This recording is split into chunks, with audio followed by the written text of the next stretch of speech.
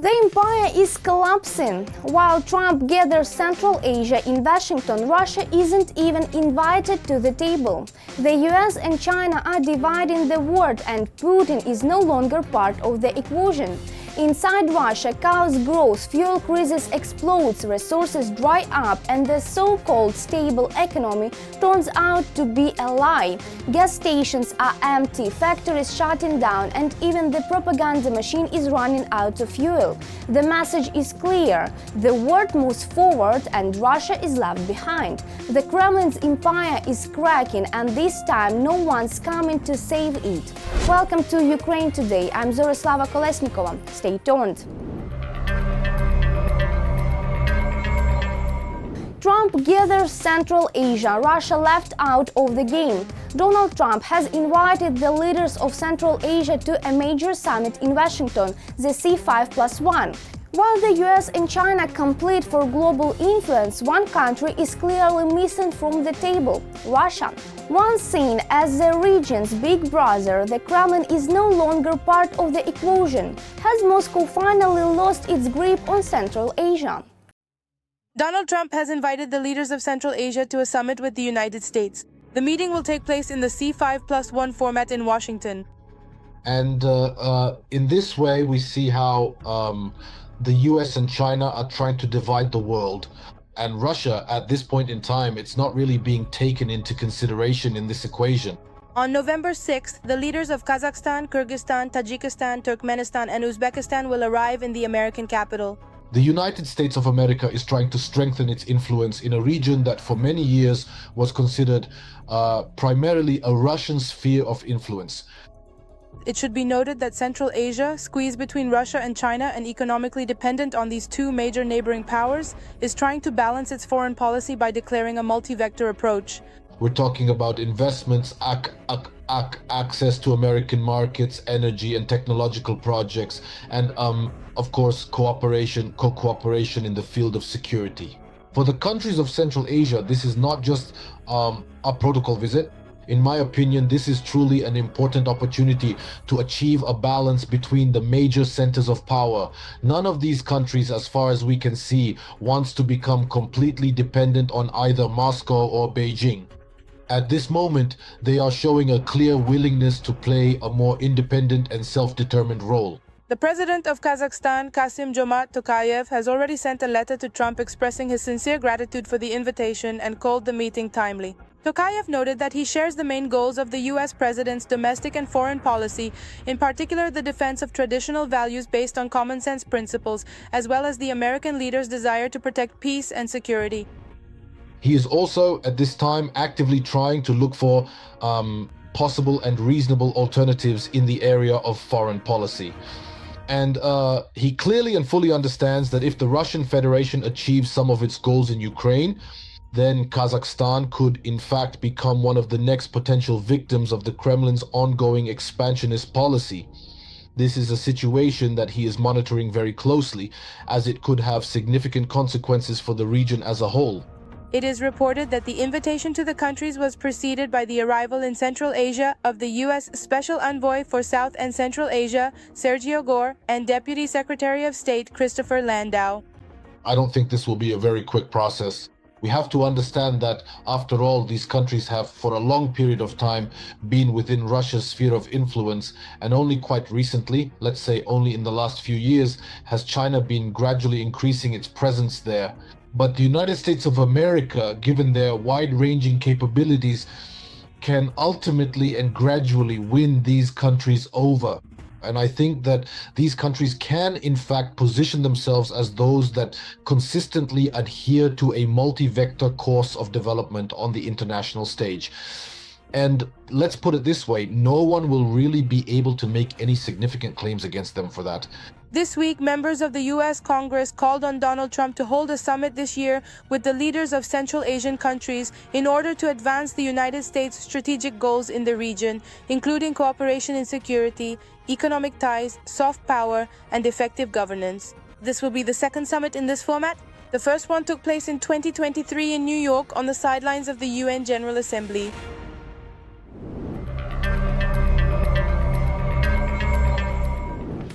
Russia's resources dry up, Putin's stable economy exposed as a lie. Resources are running out and Moscow's propaganda is cracking.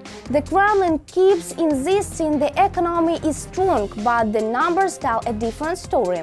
Fuel shortages, collapsing export and frozen assets. Russia is running on fumes. How long can Putin keep pretending everything is fine before the system finally breaks? Resources are on the verge of exhaustion. Claims about the stability of the Russian economy do not stand up to the facts. Honestly, there's really no other way to put it. Well, this truly isn't our choice, and we certainly do not want things to develop or progress in this particular way. Putin is trying to bluff and save face by creating an illusion of success, but it's all in vain. The Russian economy is rapidly going downhill. Almost 80% of the country's industry has fallen into a state of recession. When we talk about individual sectors, it means that production in these sectors, compared to the same period, usually the previous year, has gotten worse. In other words, things aren't improving, they're getting worse. And recession is exactly this kind of deterioration when you're in the red. And when a recession becomes prolonged, when it's not just 1 year, but say 3 or 4 years of decline, then it's no longer a recession, it's a depression. Finally, since September, the overall growth of industrial production in Russia has slowed to just 0.3% year-on-year. That's almost 19 times less than last year. There simply aren't enough people available to work in the necessary roles. And in addition to that, there is just not enough money or financial resources to pay for the delivery and transportation of essential components, or to actually purchase and acquire the goods and materials you need for the processing of your products. So as a direct result of these combined challenges, you ultimately end up producing a smaller quantity or less than you otherwise would be able to under better circumstances. And when you produce less, there you have it, a recession, a negative compared to the previous period. The decline is especially sharp in those civilian sectors that were supposed to replace the products of foreign companies that left Russia after the start of the full-scale war. The collapse of import substitution. There were plans to replace everything, but to do that, you have to actually produce what you're going to use as a substitute. And if you're not producing what you need to substitute, then how are you supposed to carry out this import substitution when you're not making anything at all? In other words, any economic downturn inevitably means that goods are not being produced. And if they're not being produced, there's no point in keeping the people who make them. And that means unemployment. Unemployment is always an unpleasant situation. As a result, the domestic market is deprived of consumer goods, and Russian factories are unable to make up for the shortage. Even now, it would seem the military sector, part of the military sector, which is the production of weapons and ammunition, in September of this year compared to September of last year, in Russia, it's down by as much as, 1.3%. So even the production of weapons and ammunition is already in decline. What can we say about the rest of the economy, which is showing even worse results?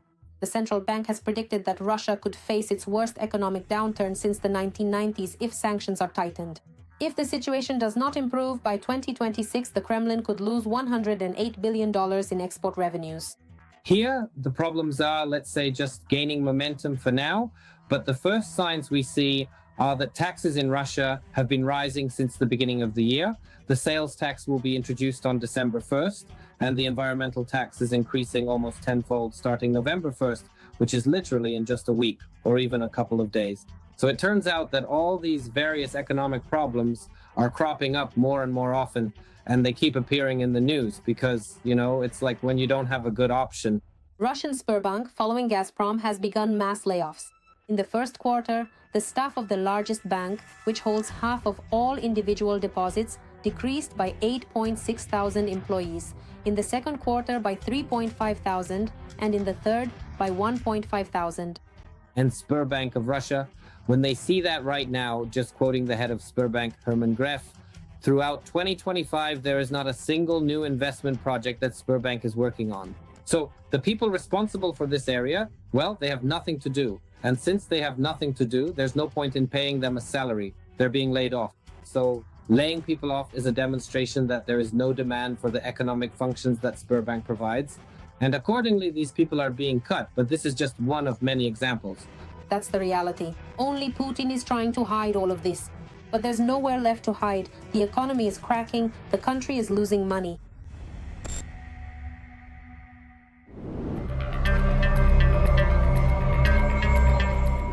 Russia's fuel crisis hits home, Putin's economy runs on empty. An absolute anti-record for Putin's regime. Cars in Russia are turning from transport to luxury. Gas stations are drying up and prices are skyrocketing. While the Kremlin keeps exporting oil abroad to save its sinking economy, ordinary Russians are left without fuel. How deep will this crisis go, and it is a final warning for Putin's system? An absolute anti-record for Putin. Cars in Russia are ceasing to be a means of transportation and are turning into a luxury item. After all, it is becoming increasingly difficult for Russian citizens to fuel their iron steeds. Despite the Kremlin extracting an enormous amount of oil, the country is facing a shortage of gasoline and diesel fuel. As ridiculous as it sounds, in a country that used to be a gas station with pipeline appendages to China, economy, pipelines, and now it can't even provide its own population and businesses with that very oil and petroleum products. The main culprit behind the catastrophic fuel shortage beyond the curb has been the Ukrainian armed forces and their precision strikes on the occupier's oil refining infrastructure. By the end of September, oil refineries across Russia had at least 38% of their primary oil processing capacity standing idle. That's 338,000 tons per day. For the former gas station country, this is a colossal market collapse. Recently, the fuel shortage has become acutely felt even at the front lines. At regular Russian gas stations, you can hardly find 95-octane fuel in most regions, even if you search high and low. In particular, some individual gas stations have started temporarily limiting the amount of fuel sold to each customer. That is, in some places they started allowing sales of up to 20 liters, in others up to 30 liters. And at other gas stations in certain regions of Russia, they even temporarily suspended the sale of certain types of fuel altogether. So in some places there was no 92-octane gasoline available, in others there was no 95-octane, and so on. At the same time, at small, independent private gas stations that are not part of the so-called vertically integrated oil companies, there was a sharp increase in fuel prices. This only made the situation in the country worse. Along with the shortage at gas stations came sky-high prices. Over this summer, the price of gasoline and diesel in Russia has increased by a solid 15 to 20%, and starting from autumn, the prices displayed on gas station signs across the border have been changing almost daily, each time adding another ruble or two to the cost of fuel. But even such growth is not enough to cover the costs of Russian oil refineries, which are now constantly under drone attacks in the south. The scale of the shortage is such that this is a desperate attempt hitting the pockets of oil workers who are already struggling. Oil companies whose profits are collapsing, many have become unprofitable, are trying at least somehow to supply the domestic market. Things are even worse for Russian oil traders on foreign markets than they are domestically. If previously the state compensated for the price difference through exports, today Russian oil is not being bought in Europe, not even for pennies, which means that cheap gasoline within Russia itself is no longer something to expect. There are major problems with fuel, and the crisis will only get worse. Accordingly, oil companies can't make money on foreign markets because of sanctions, a strong ruble, and falling oil prices. Right now, Russian oil is trading at $55 to $57 per barrel there, taking into account all the discounts and markdowns in RMUT. And that's it. It turns out that now oil companies are left empty-handed. They are asking the government for help, lower taxes, reduced met rates, export duties, and excise taxes. But the authorities are unable to do this. Their budget is collapsing. They have a hole in the budget. There is nothing in the Russian economy to patch this hole with. As a result, the Kremlin couldn't come up with anything better than to announce the start of fuel imports into the country and at the same time to halt all exports of gasoline and diesel from Russia. So what they're planning is to import gasoline. So Putin has won. He used to say that Russia would not be a gas station, not a gas station country. I think this is a victory. We really need to mark the occasion. Now Russia will be buying gasoline. How can you not recall Churchill, who said that when the Soviet Union starts buying wheat, that's when it will come to an end. So, roughly speaking, when Putin's Russia starts buying gasoline, after a while, it too will come to an end, just like the Soviet Union once did. The Ukrainian authorities have also actively taken up the task of helping Russia come to an end. Alongside drone attacks on oil refineries, Kyiv is also hitting Putin's economy hard on the diplomatic front. If Ukraine synchronizes its strategy to reduce Russia's resource base together with its allies, with Europe, with America, with Japan, and so on, then sanctions will be imposed very quickly. And even South Korea and Singapore will simply be afraid to supply gasoline to Russia so as not to fall under sanctions. In such a hopeless situation, the Kremlin is grasping at its last straw. Disregarding all environmental standards, the government has practically legalized counterfeit fuel in the hope that at least it will saturate the Russian gasoline market. However, analysts insist that this decision will actually drive the final nail into the coffin of oil refining in Russia. And not only that, the authorities have decided to fight the gasoline shortage with methods that cause suffocation and damage car engines. Deputy Prime Minister Novak has proposed bringing back for 6 months a special gasoline additive that was banned back in 2016. They want to use it to increase gasoline production, but there's a catch. This additive has a negative impact on the environment, damages cars, and increases the amount of nitrogen oxides in exhaust fumes, which settle in the air at a height of 60 centimeters above the ground. It is dangerous for people to inhale these vapors. Symptoms of poisoning include slowed reactions, suffocation, and a bluish tint to the hands and ears. And such a surrogate with toxic additives will instantly turn the engine into a pile of scrap metal. After just 6 months of using such fuel, a car will become unusable, just like all of Russia's public transport. Then, without proper gasoline and diesel, the entire multi-million population of the country will be forced to switch modes of transport to good old horse-drawn carts.